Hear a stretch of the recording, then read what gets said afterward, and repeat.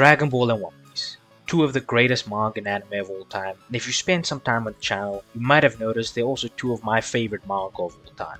So I thought, what better way to reflect this than with a crossover video where I ask the question, can the Dragon Team from Dragon Ball find the mysterious treasure known as the One Piece?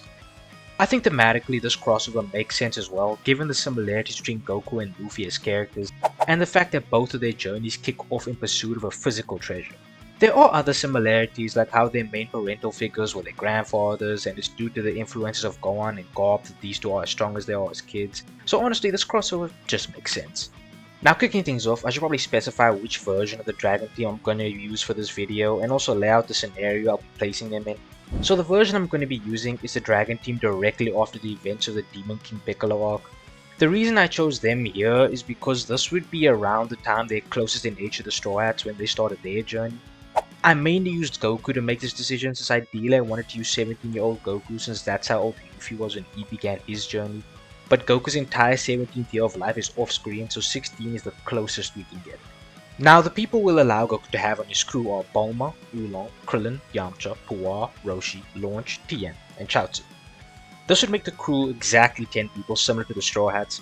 I did want to put Turtle in the crew, but unfortunately we ran out of space and I decided that in this universe Turtle would stay at Kami House to make sure the house is safe or something. Now for this scenario, we're going to be dropping the Dragon Pirates in the East Blue and make them go down the path of the Straw Hats and see if they would be able to find the One Piece given the decisions they would make in the same scenarios the Straw Hats were in. I've also decided that the crew would be limited to the number of people the Straw Hats had in any given scenario. For example, versus Alvida, only Goku will be allowed to participate, versus Morgans, Bulma will be added, etc, etc. Now this does beg the question of which order the characters join in, and I decided to have them join in order of them becoming friends with Goku in the main series. See, the start of Dragon Ball is a lot like One Piece in the sense that it was this journey for mysterious treasure, and along the way new people were added to the crew, so I figured I'd just add them back in the same order. We do run into a few problems though, which is that there are a few situations where people join in pairs, but when it comes to that I'll just have the weaker one join first to keep it interesting. Okay, so before we get into the adventure proper, we have to go over the power and abilities of the crew. After all, it's not just their decisions that matter in this hypothetical, but also the matter of if they can even survive or not in the specific encounters. Now I will be going over all of them here, but as for the enemies they will encounter along the way, I'll speak about them as we get to them. Starting with Goku. After defeating Demon King Piccolo, Goku is concretely at bare minimum moon level due to him blatantly upscaling from Roshi who destroyed the moon. Now I should make it very clear this is a low ball since you can get Roshi's feet to small planetary since he completely vaporized the moon, he didn't just break it apart. Thus Goku is slightly above an enemy that Roshi considers himself with the help of Tien to be hopeless against, and Tien should at bare minimum be relative to Roshi here as well. In my opinion, I think saying Goku is at the very least small planetary during the climax of this arc is not too far-fetched, and that's the assumption I'll be working on. As for Goku's speed, he's quite easily light speed as we see him dodge lasers during the Red Ribbon Army arc and even makes comments implying they're slow in comparison to him. Goku also does stuff like outrun Tien's solar flare, and while this feat is majorly contested, we see Tien and Goku staring each other down and Tien never takes his eyes off Goku in the manga, yet Goku still blitzes him to get the glasses before the light can reach him. And either way, this would still at bare minimum be a light speed feat since Tien is relative to Goku who has been faster than light for 3 years now, and Goku just blitzed someone who's faster than light and is implied to have enhanced perception due to the third eye. Goku at this point also will have the Nimbus and the Power Ball as part of his standard kit. Now the Nimbus is an extremely fast method of travel, but Goku will probably only be using it on islands simply due to the nature of how complicated traveling in the Grand Line is, and Goku will mostly be bound to the ship. Now I'm not saying he won't necessarily use it to travel from island to island, but the reason I think he won't use it often is because I think Goku will just probably get lost since he's not a navigator. Now to Bulma. She isn't a fighter, but she is a tech genius who's capable of finding completely foreign materials, understanding them, and then proceeding to find ways to make them work for her, as we see with the Scouter where she fixes and reprograms alien technology, even being shown to somehow switch it to the Earth numeric system despite the Scouter being entirely foreign technology. Even upon her very introduction, she created a radar for a random magical ball she found, so her intelligence is going to be paramount to finding the One Piece. The only standard equipment she'll have is money and capsules she's used in canon at this point. Oolong is also mostly utility based. His transformations can come in handy, but unfortunately Oolong can only stay transformed for 5 minutes at a time. Now he can transform as many times as he wants in those 5 minutes, but after those 5 minutes pass he needs a minute to rest before he can transform again. Now of course he's not going to be much use at higher level fights, his transformations don't increase his strength at all. but he will be useful when it comes to sticky situations and for utility. Puar's transformations are the same as Oolong's, but Puar doesn't have the time limit issue. Puar is just an all-around better Oolong. You could just argue Puar might be a bit dumber than Oolong, but that's neither here nor there. Yamcha is Puar's partner in crime and the third member of Goku's generation of the Turtle School. Now Yamcha is the weakest Turtle School trainee besides Chaozu, but he is still impressive in his own right. He was capable of impressing Tien, Goku, and Krillin during his fight with Tien at the 22nd Tenkaichi Budokai. Tien saying he doesn't know when last he struggled like this, and considering Tien is stronger than the likes of 21st Tenkaichi Budokai Roshi and Goku, and he's saying Yamcha is making him struggle, I think saying Yamcha is moon level at this point isn't too crazy. He should scale the light speed as well, given that this performance would put him in the speed range of 21st Tenkaichi Budokai Goku at bare minimum. He's obviously not as fast as Goku, but this is still impressive nonetheless. Yamcha does also have the Kamehameha in his arsenal for rage attacks, and Kamehameha also multiplies the power level of the user, which is something that applies to everyone in the Turtle School, besides Chaozu I guess. But I figured I should at least mention it. I will give him his sword as standard equipment. In character he does rarely use it though. Krillin is next, and everything I said about Yamcha would apply to Krillin as well, only Krillin is a bit better. Krillin is implied to be relative to 22nd Tenkaichi Budokai Goku when he's using his tournament level power, since their fight is extremely even, and Goku even says that he's never had this much fun in a fight before, and it's exciting, which wouldn't be the case if Krillin wasn't actually a challenge. The only time Goku gets the advantage against Krillin is after he says he'll go even more all out than going all out, which in my opinion is Goku tapping into his combat level power, which he talks about versus Tien. I think this for a couple of reasons. Firstly, like I said, Goku has basically told us Krillin is indeed a challenge and perhaps even more of a challenge than Roshi was based on how he's talking. Secondly, after Goku talks about going even more all out, he starts moving so fast Tien can't keep up with him, and we know Tien can keep up with and even outpace tournament level Goku, but can be outpaced by combat level Goku. So this is why I think when Goku mentioned this to Krillin, he was using his combat level power, and Krillin still managed to last a while and even outplay Goku a few times. Now all of this was just to establish a baseline for Krillin with his relativity to Goku, and this would also put him on that moon level tier of strength and faster than light levels of speed. Roshi is up next.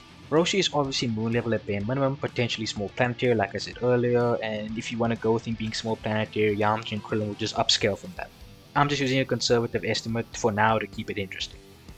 Roshi also would easily be able to reach those light speed tiers of speed by virtue of being considered relative to Tien and the fact that before Goku drinks the Ultra Divine Water, Roshi is unsure of whether or not Goku at full power is stronger than him, even though he acknowledges the possibility. It's only after Goku drinks the water and beats Demon King Piccolo that Goku is definitively above Roshi. Now Roshi isn't just a heavy hitter, he also has insane levels of utility. He's like the Yuta Code School Krololu Sulfur of Dragon Ball with all his techniques and tools that he has in storage. Ignore that Roshi came first. But with the techniques alone, he has the Kamehameha, the Thunder Shock Surprise, low level hypnotism, the Mafuba, can exploit pressure points, use the Drunken Fist, and we know that by the time of the Tournament of Power in the manga, he has mastered some principles of Ultra Instinct. But I'm gonna exclude that just because I don't think it's fair since we don't know when he got this level of mastery with Ultra Instinct's principles. Now Master Roshi is weird because he has access to so many random weird stuff. With some of them, he can just scream and they appear. Like he's the original owner of the Power Pole and the Flying Nimbus, owner of the Bancho fan which can cause natural disasters, had a phoenix that could casually hand out immortality, unfortunately it died, and he also has a random flying turtle and probably more. Now all I'm going to be giving him is the turtle and his stick since he's lost all of the other crazy items in one way or another, and it'd be unfair for me to hand him all of these stuff since in canon he doesn't have it anymore at this point. Maybe I'll make a video one day involving Roshi and all these mysterious items, but that's another day's problem. Launch is up next and she's kind of a 2-in-1 deal. Now Launch is going to be the cook of the ship, but mostly her blue haired version since her yellow haired version might only cook for Tien and maybe Goku if she's feeling nice.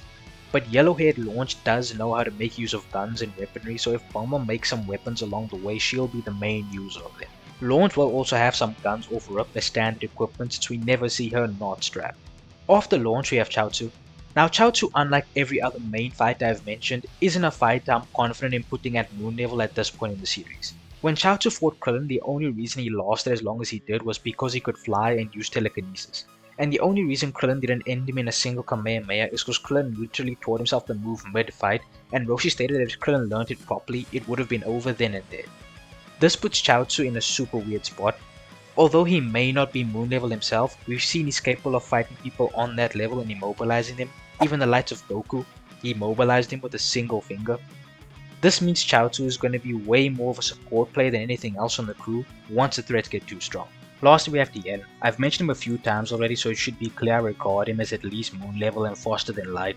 He does also have his third eye, which is implied to help his perception, and has a variety of techniques like flight, the dot and ray, Kamehameha, tri-beam, and the ability to sprout extra limbs. He does also have access to the Mafuba, which might prove useful in certain situations since Tien seemingly won't die from using it since he used it multiple times overnight and was perfectly fine. All of these tools in his kit means he'll prove to be a valuable asset once he joins the crew.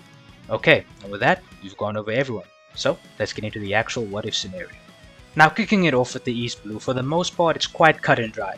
Goku by himself is enough to handle practically everyone with a couple of exceptions I'll go over in a second.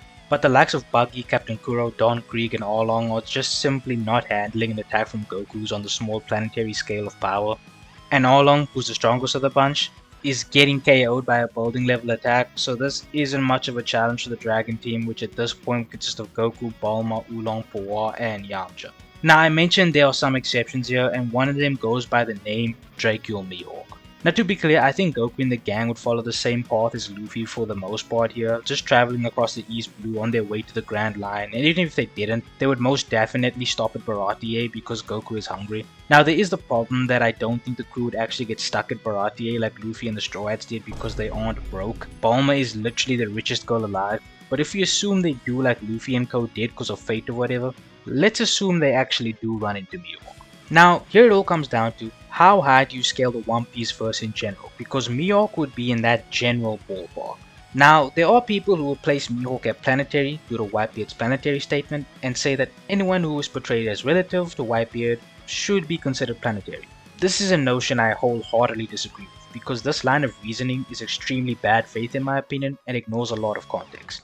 First of all, the person making this claim is Sengoku, which immediately is a knowledge claim because what is Sengoku basing this claim off of? He is clearly making an assumption because the world is clearly still intact. Secondly, the statement very clearly is in reference to a life wipe, not him actually ripping the planet apart because again, we know Sengoku is making an assumption. I will grant that this assumption does make sense for him to make, knowing what Whitebeard's ability is. Thirdly, we know this is purely speculative on Sengoku's part because when Imu nuked Lucia, it's verbatim stated to cause the worst earthquake in recorded history, and the world wasn't destroyed either by means of pure destruction or mass extinction, meaning Whitebeard and Blackbeard conclusively has never done anything anywhere near this scale. Now the last argument to get Whitebeard and by extension other One Piece top tiers to planetary is using calcs, claiming the energy Whitebeard outputs to shift the tectonic plates would get him to planetary. But this ignores how Whitebeard's fruit works. Whitebeard isn't physically making the plate move with raw strength, the same way Gohan is, for example, in that one classroom scene in the anime. The way devil fruits function is similar to magic spells. The spell says it does something, so it does that thing. There's no physics or anything of the like to take into account. Whitebeard's fruit says it's gonna vibrate, so no matter what, unless Haki is involved, it's gonna vibrate whatever Whitebeard wants to vibrate. I suppose a better way to explain this would be to say Whitebeard essentially commands things to vibrate and they're gonna vibrate. But this doesn't mean everything is getting hit by the same vibrational force. Instead, they're all just vibrating with different intensities relative to themselves. This is why Whitebeard can shake tectonic plates but also attack people with his fruit, because the fruit works like a command. If you're a JJK fan, the best analogy I can give is think of Inumaki. He can say don't move to both someone weighing 30 kilograms and someone weighing 300, and assuming they have the same amount of cursed energy, it will take the same amount of effort to stop both on Inumaki's part. Even though logically speaking, it should have been harder to stop the heavier person from an energy standpoint. This is how the Quake fruit works. It's hacks, not pure strength.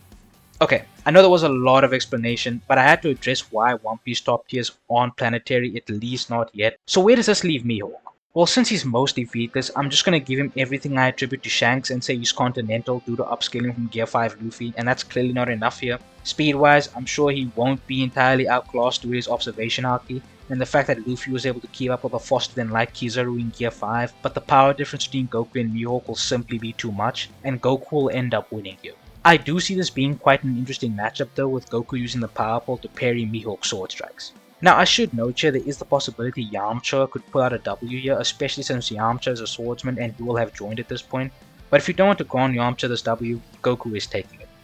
The next exception is going to be Smoker, simply due to his intangibility.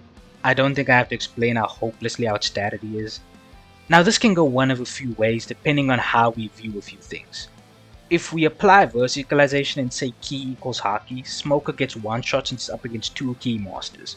If you don't want to do that, which I think is fair, though granted I think it's likely Goku picks up on Haki from Mihawk and steals it, but let's ignore that. There is the option that Ki outright negates Logia powers anyway.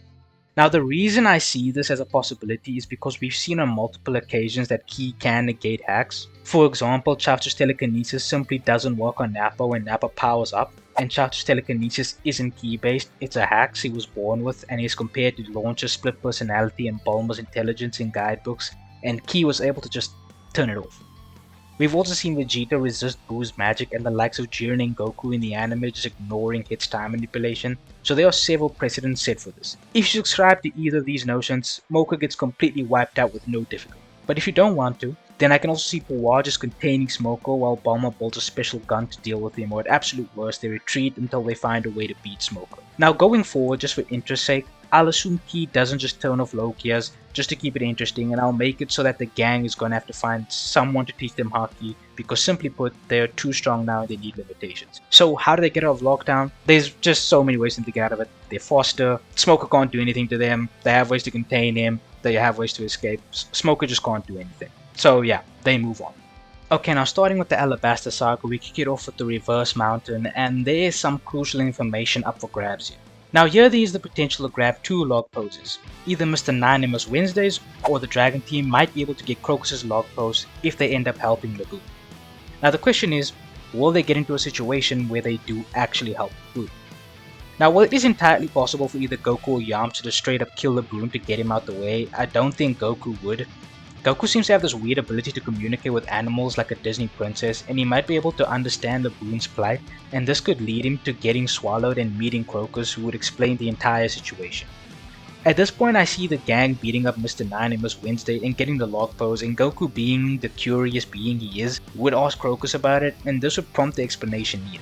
Now Goku consistently gets called a good kid and has a habit of making friends with everyone he comes across, so I think it's quite possible that Crocus takes a liking to him and explains everything they need to know, including laughter. I also think Goku would do something similar to Luffy to try and stop Lagoon from hurting himself by clashing with him in a fight, and this would also make it so that should an unfortunate accident occur to the log pose they found on Reverse Mountain, Crocus will be willing to give them another one. Now if Miss Wednesday and Mr. 9 ask Goku and Co for help, I'm sure Goku will help them. It is in his nature to a fault, so I think the crew will be heading to Whiskey Peak next. Now I should address whether or not the crew will be able to navigate the Grand Line, and I don't think it'll be a problem at all because Bulma exists. When it comes to intelligence, she's kind of an all-in-one Deus Ex Machina, and to anyone who wants to claim that she only specializes in a certain category of academics, her most iconic invention is a navigation tool, so I'm sure she can handle the Grand Line, and to be honest, she might end up making a digital log pose before they even reach the next island. Now with that said and done, let's get on to the next island. Now Whiskey Peak could pose some potential danger for the crew.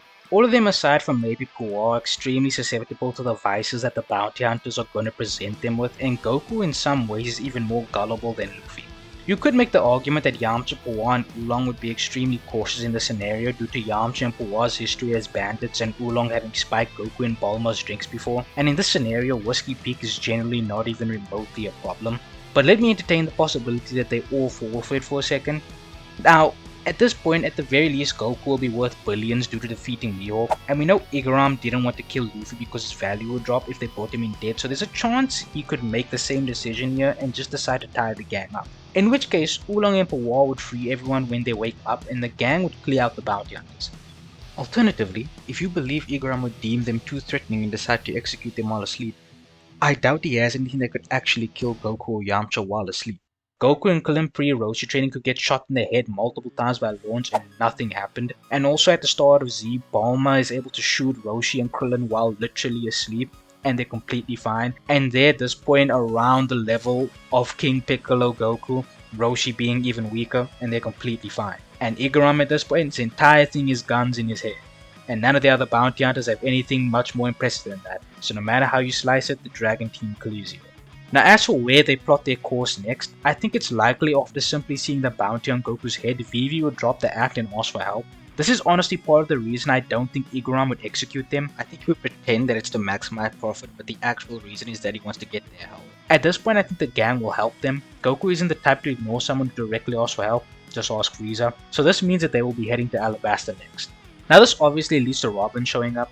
The question is, how do we think it plays out? And to be honest, I think Igaram still gets nuked because despite the strength he knows the crew have, I'm sure he'd rather they get to Alabasta undetected, and this would lead to the crew ending up in the scenario with Robin on the ship. Now at this point, Robin realistically has zero chance of making it out of this. The real question is whether or not they trust her log pose. Now here I'm gonna say Goku doesn't because he just saw her kill someone and will probably consider her a meanie or something like Luffy did, and just knock her out. And they'll probably take her prisoner so she can't report back to Mr. Zero. This means the crew is on the way to Little Garden. Once on Little Garden, Goku will probably go off on his own to look for food while Yamcha stays on the ship to protect everyone.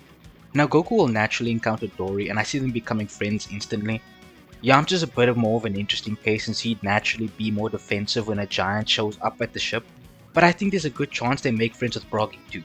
Funnily enough, I think after seeing Dory and Broggy fight, Goku would be itching to fight them and would try to take both of them on, but I think Dory and Broggy would decline because of how young he is, but say they admire his warrior spirit. Now this would obviously make Goku a bit mad, but I'm sure he'll get over it once they give him more food and just spar with Yamcha instead. Now you're the week told the log post takes a year to reset, and at this point we'll try coming up with other plans to move on. Goku would without a doubt try to suggest using the Nimbus to fly around and find another island. The only problem is he'd have to take someone with him so they can help him figure out what to do next. Now this is a risky play because of how hard navigating the Grand Line is, and Goku isn't exactly a navigation expert, same with Vivi. But I think due to the urgency of the situation, Goku will split up with the crew, and the plan will be that he'll find Alabasta and wait for them there, and Goku and Vivi will set off on Nimbus. This leaves Yamcha, Oolong, Boa, and Bulma on Little Garden, and around here is when all the Baroque Works agents should be showing up, and Yamcha would make short work of all of them. The only potential threat is the dreaded Miss Golden Week, but I'm sure with at least 4 of them they can figure it out. Now the crew there aren't idiots. I'm sure they'd at least try to ask them if they have an eternal pose and then force it out of them, which would leave the crew heading straight for Alabasta. Now I should mention that I doubt that anyone gets sick here from the bug that bit Nami, but if they do, let's say maybe Robin, who's still tied up on the ship, does. The Straw Hats found Drum Island by sailing aimlessly after leaving in the direction of Alabasta, so if anyone's sick, I think the Dragon team will do the same and find Drum Island and get whoever is sick cured. If Wapol shows up, he gets dealt with quite easily and Drum Island will be saved. Now here is where the Straw Hats got chopped, but for this hypothetical, it's where the Dragon team picks up crew, someone who will be an integral asset moving forward. And then they set sail for Alabasta, where Goku is waiting for them.